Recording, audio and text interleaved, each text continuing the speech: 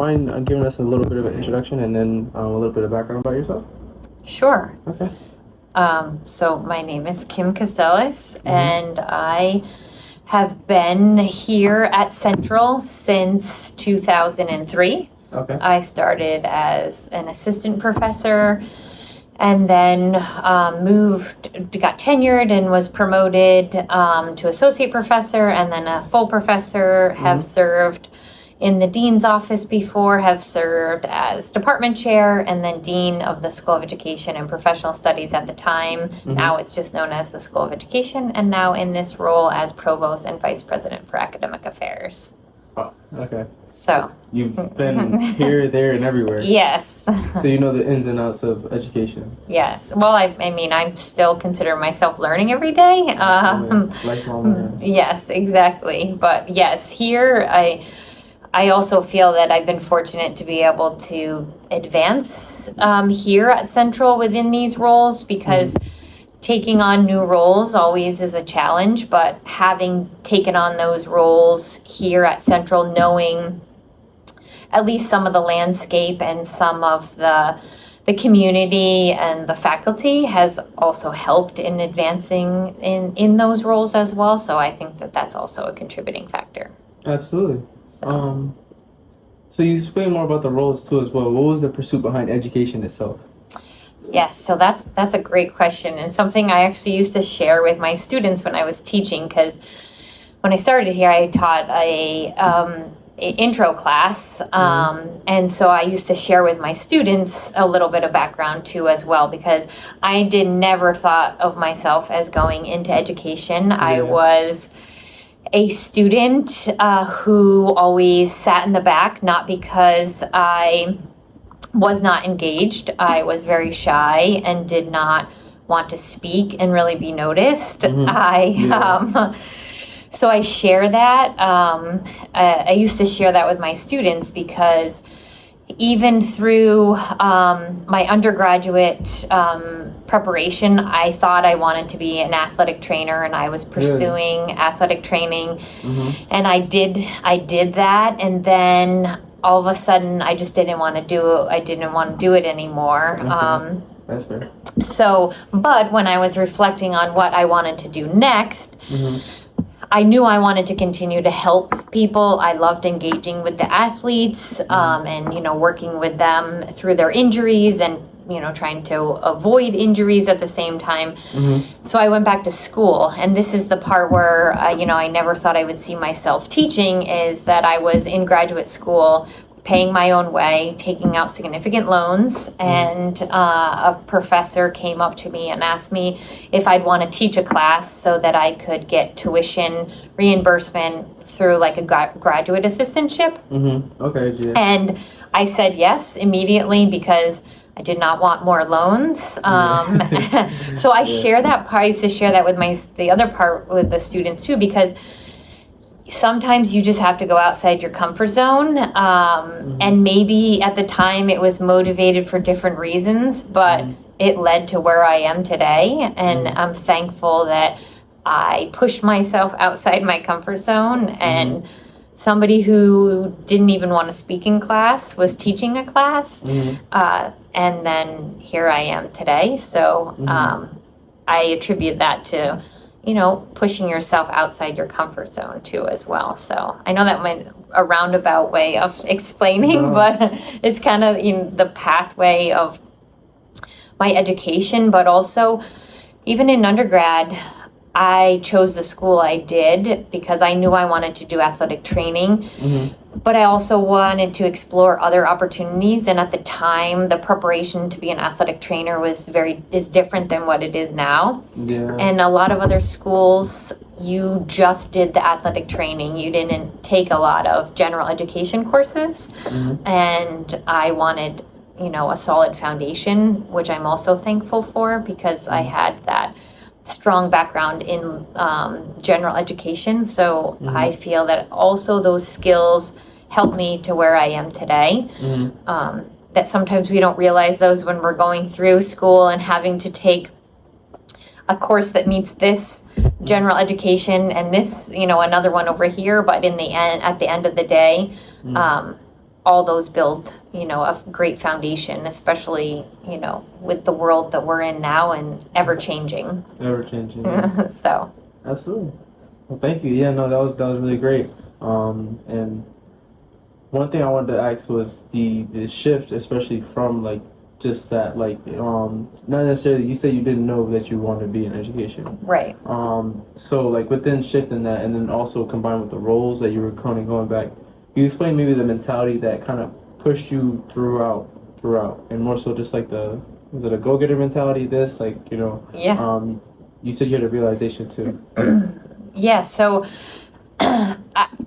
I've always been a person who wants to help other people. Yeah. And I find the most motivation in life and satisfaction by doing things for other people and having them, see them be able to either grow from it or appreciate what you're doing. Mm-hmm. So I recognize that part of, helping the athletes that I really enjoyed and building those relationships that I wanted to maintain that. That's why I went back to school Mm-hmm. and to continue my education and not just, I don't want to say not just go to work, but Mm-hmm. I knew I wanted to continue to do more. Mm-hmm. So I guess a little bit of the mentality of, always kind of pushing myself. Yeah. But really the main aspect that I see even today in this role is really helping other people. Mm-hmm. And wanting to, see other people grow, Mm-hmm. brings me more happiness than seeing myself grow. Mm-hmm. And I think that also stems from one of my first classes that I taught was a statistics class. Ooh, that's what I'm thinking right now. Oh, Lord. And so between statistics and research, Yeah. those are also things that I would help others. Sometimes, they were challenging courses, Mm-hmm.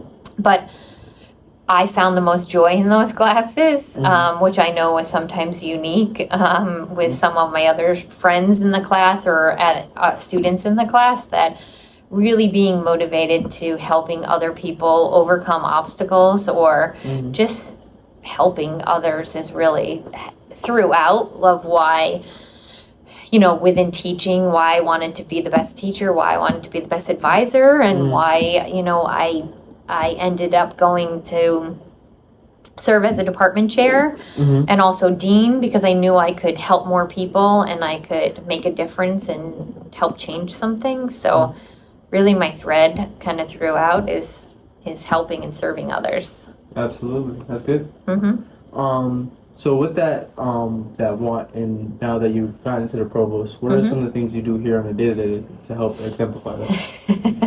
Oh, there's so much. I think with every role, not to go backwards a little bit from your question, but I think in every role it's always been a little bit more and a little bit more. And in this role specifically, there's more beyond, the academic schools.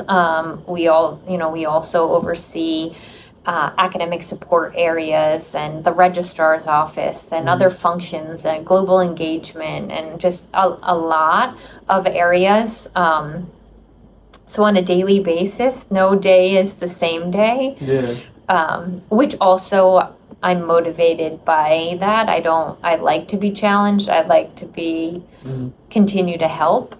So it's a lot of helping students and solving problems, also helping solve things and with faculty and staff. But both of those I try to make sure it's not just solving and reacting, it's also trying to be proactive and create systems and opportunities to be proactive to provide the best opportunity for students. Absolutely, yeah.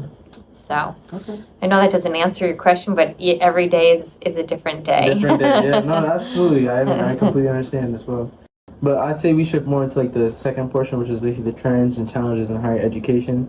So as you know, there's been a lot of different things, different administrations, and so I know Can you explain your perspective on that and how it affects? Sure. Are you like speaking like here just at Central or beyond Central? I say just beyond Central, because Yeah. I mean you're in education, so of course you're looking at it from a widespread, not just your Yes. university too. I think if you asked this even 6 months ago, Mm-hmm.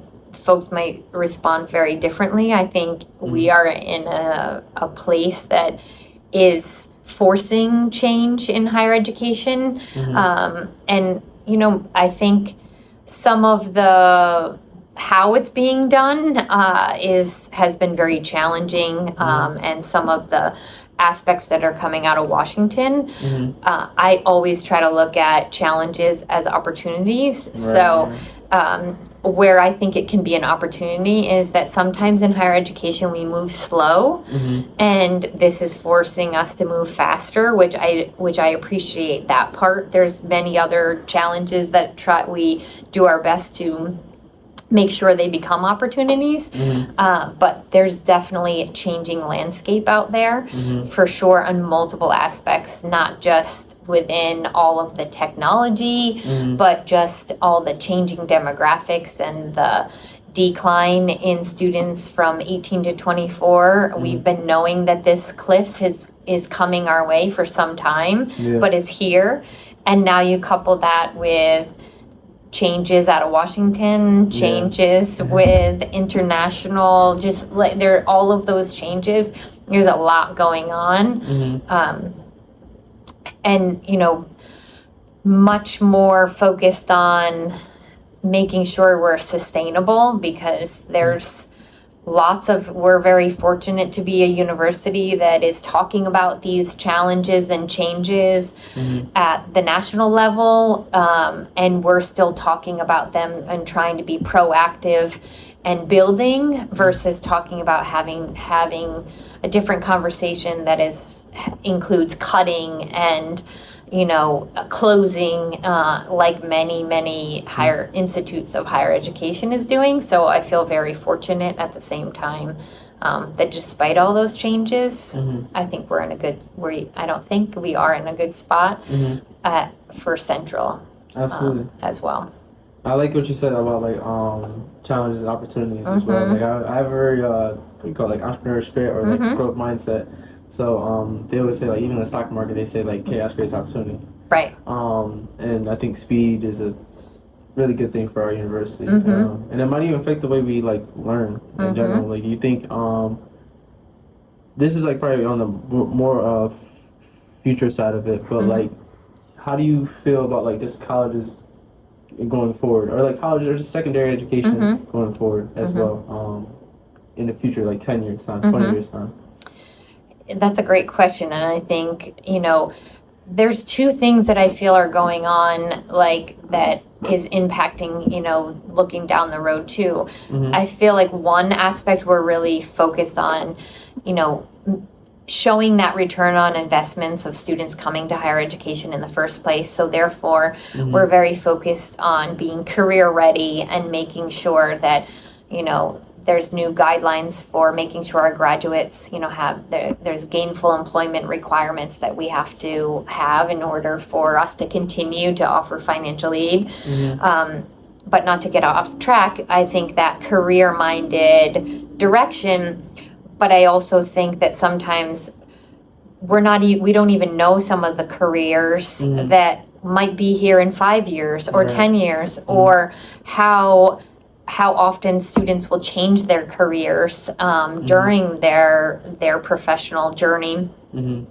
So with that, I think, that's why that strong liberal arts foundation is so important, so that folks can be able to adjust and adapt and be critical thinkers, because we may not even offer the degrees that we need to, that might not even exist right now, that might exist, in 5 or 10 years because of the changing landscape with technology as one of the changing forces. But I think at the same time, what's happening is, there is a less of a focus on the humanities and the liberal arts, because it doesn't drive specifically to a career.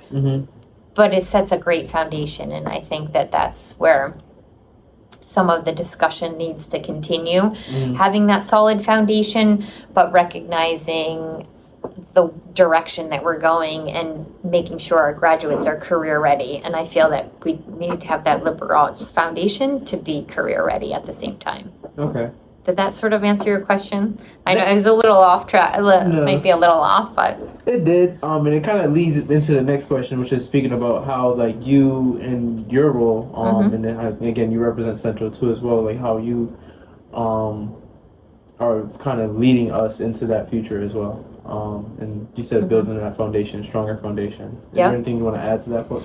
I'll say two things that I think, just recently, and it went into effect this fall, we changed our general education requirements to allow a little more flexibility. It's a little more similar to the previous one, but at least we have folks talking about some of the changes that are needed in general education as one of them. But I think another piece that we're really focused on is applied learning experiences, and as many external and internal experiential learning or internship opportunities for students, and even starting with trying to provide opportunities on campus for students first, to gain that experience, but then also the interprofessional experiences that can be gained through that, I think is going to help prepare our graduates for whatever major they have, because oftentimes their major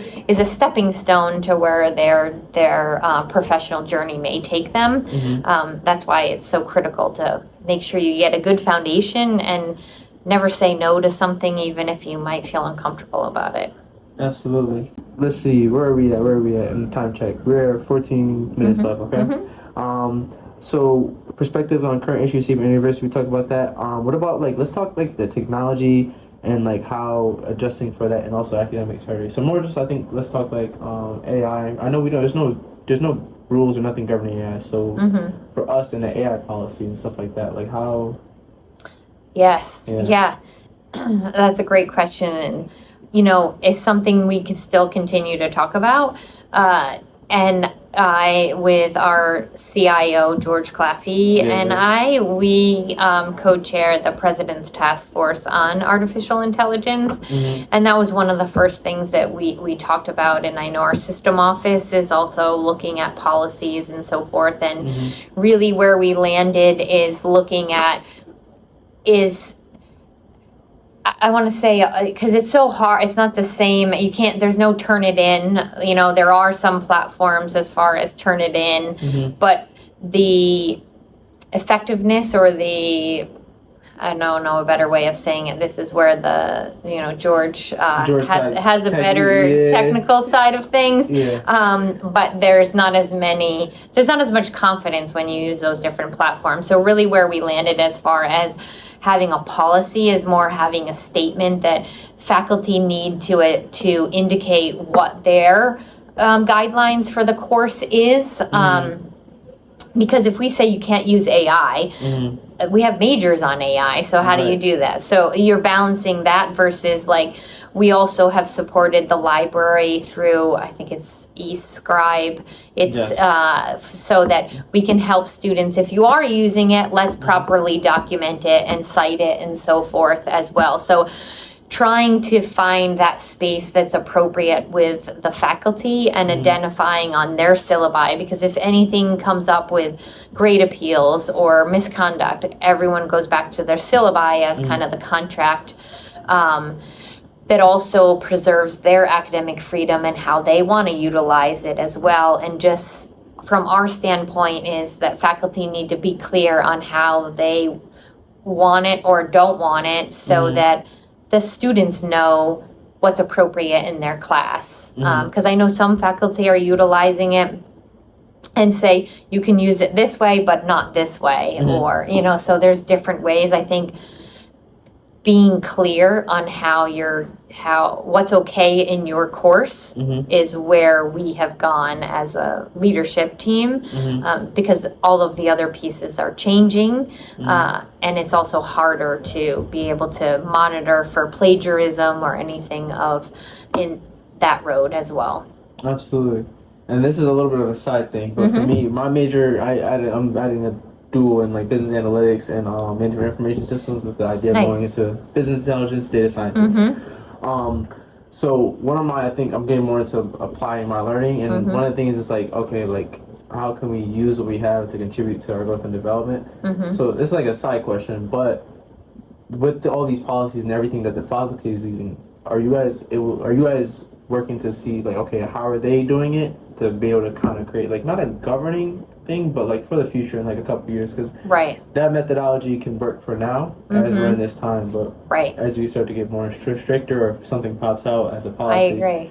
How are you able to kind of extract that stuff? Are you guys even doing that? Yeah, so one of our goals this year, which I think this is where you're going with it, one of our goals this year is looking more at like all of the AI in general, as well as AI tools within pedagogy, within their teaching, and focusing on some of that, because I feel like some of our initial conversations was just about catching people using AI or not using it. So I want to get beyond that conversation. Not that conversation can't still happen, but going beyond that, and what are folks using? What are they using as a resource? What are they using in their teaching? So having that next step of having the conversations within teaching, I think is then be able to provide some resources and example and support for other faculty too. Absolutely. And as a student myself, I don't use AI to cheat or nothing, but I would say it's a great resource for a lot of frameworks, or like even when it comes down to when we're getting graded on this aspect of an assignment, we're not getting graded on our presentation, how our slides look like this as well. Like those, I feel like those are good points where the tools can come in and basically like alleviate of us the workload, so that way we can put full focus into the actual what we're getting assessed and graded on.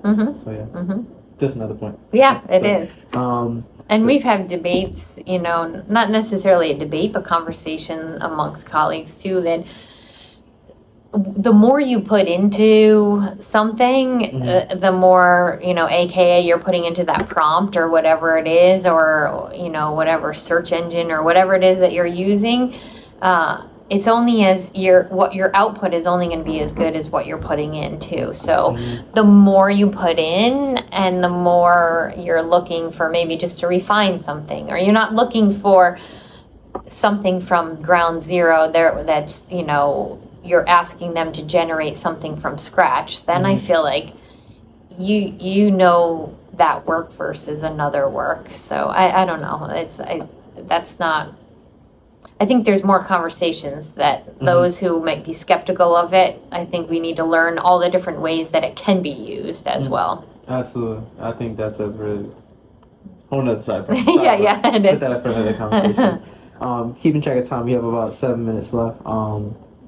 Again, so we'll shift on to the last portion, which is the skills, habits, mindsets, anything that you believe undergraduates such as myself or even graduate students should prepare for when it comes down to like a leadership role, and if they're looking to get into a role as I wouldn't say large or big, but like a role at the head of a university.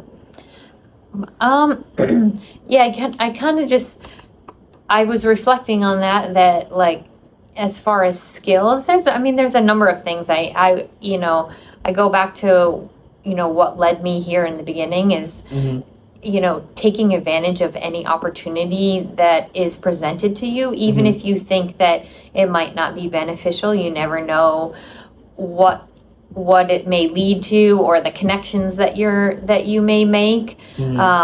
So just being willing to put yourself out there and take advantage of opportunities that are presented to you, but also just being resilient and also being open and always wanting to learn from others, even if you think that, I think everybody is just important to learn from regardless of the position. And sometimes those I used to teach in teacher education, and I used to always say, like, sometimes it's those who are cleaning our classrooms know the most about the relationships and the ins and outs of the school, and never dismiss anybody. If you think, so regardless of what position you're in, you can learn from anyone and respect everybody, and just keep leading with integrity, and keep, doing the right things. And because I also believe in karma too, that sometimes it's hard for folks to sometimes not maybe bend the rules or do something because of what it could result in, but always leading with integrity may be harder in some cases, but in the long run it's always better. So be patient, I guess, is also another piece, especially if trying to work and keep advancing. And never feel entitled to those positions either. Sometimes where I see folks wanting to advance because they want to advance so much more than actually doing the work. Because there's an entitlement there, and I think your work and your actions should speak for yourself. So I mean, there's a lot, and that's just more who I am too, as a person. And one last thing that I sort of put with, like, when I was looking at that leadership roles and so forth, that sometimes it's hard as you advance into higher leadership roles, that sometimes you have to make hard decisions sometimes, but know that it's sometimes because it's the role that you're in, that's the role that you need to do, that it's, as long as you don't take it to your personality or your person, as long as you've led with integrity and you've made the right decision, that you want to make sure that you recognize that sometimes those decisions that you have to make are because of the positions that you're in too, as well, if that makes sense. And sometimes people try to attack you as a person instead of you as a person in that position. And sometimes maybe it's warranted, but other times I would like to think that would not be warranted if you're leading with integrity and respect of others. That they should also be respectful of that too. Absolutely. All right. Well, that was great insight too as well. I would love to follow up with, again, respecting your time as well. We have about 3 minutes left. Is there any questions you have for me and you want to know too as well? I know I have a couple of these to do, and so my last one was like, I want to know things about you, and I'm like, oh, okay. Yeah, well, I mean, I'm interested to see, your goals and where you see yourself in 5 years, and how can we, help you get there, because it's making those connections and helping support others is really why we continue to do what we do in this field too. Absolutely. So for me, my first, I think, big milestone, of course, graduating college and getting a job, which I don't think those are milestones fully yet. My goal is getting George Claffey, right? Yeah. CIO. I want to become like a CIO of some institution, company, something like that. But it comes down to developing those skill sets and also getting the experience to lead. So not only properly lead, but then also, again, you go through so much information and everything, you're able to envision, you know what I'm saying? Yeah. You're a visionary, right? Yep. You can help lead Central to a career pathway. But in short, just a CIO. And I think right now I'm just focusing on enhancing and the application of what I'm learning. So learning analytics, learning insight, knowing the proper channels to reach out to, and just working from there. So I think there's data scientists, so studying my own methods and stuff like that. That's great. Does that answer your question? Yeah. And I think, that's where never take anything for granted too. Like, I think some of the success that I have in this role is because I have been in those other roles through, as a faculty member, as a department chair, as a dean, that those experiences are so valuable. To be able to make you a better leader and have a better understanding of those who you'll be leading and mentoring in those roles that you were once in too as well, which I think sometimes we don't always think of as we're trying to advance ourselves, but advancing others and helping support others along the way, I think is only going to help you continue to advance too. Absolutely. Well, thank you. Thank you for that as well. 2:59, so I'm pretty sure you have things lined up as well. That's okay. So it's okay. But one thing, I do thank you for taking the time here today as well. And it was funny, I'll be honest, I was going through my LinkedIn and I actually clicked on her profile. I'm like, oh, like I don't have to go nowhere. She's at Central. But I do appreciate you taking the time out your day as well. So, nice meeting you. Nice meeting you too. All right. Take care. If you need anything else or can help you with anything, let me know. Absolutely, as well. Thank you. Yeah.